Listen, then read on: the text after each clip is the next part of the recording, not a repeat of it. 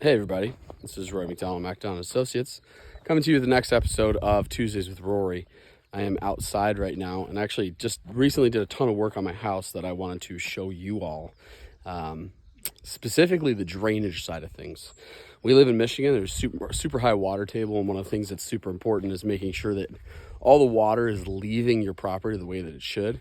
And this is one of the things that we had an issue with in our home revolving around the sump pump, and it wasn't draining properly. So all winter, basically, I had here, just to show you, this is kind of the end product, but this right here is coming from downstairs, and I had it coming to this little Y, and it was dumping right here.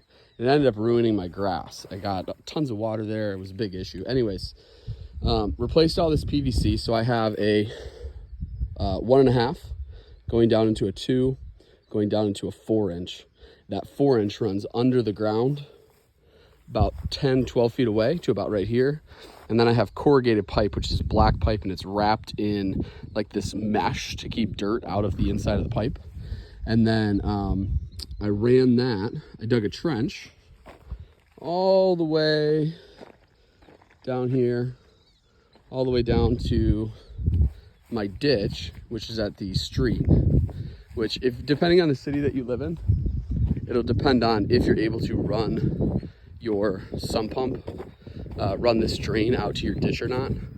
That'll depend on where it is that you live. So you have to check with your city or township.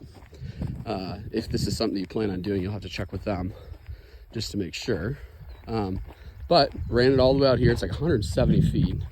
It was not a fun project, but I'm glad it's done. Anyways, we ran it all the way over to here, and now it is running out to the ditch right here. I got to fill this in a little bit, but just to give you an idea, that's a corrugated pipe.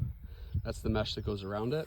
And then we backfilled all of this. So dug down about 12 inches and filled all of it after we put that pipe in, filled all of it with pea gravel. So the idea is water comes from right here, fills that pipe.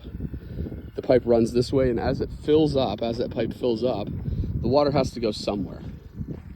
So the pea gravel is meant to allow the water to dissipate and kind of go away. So it fills that cavity that I made in the ground.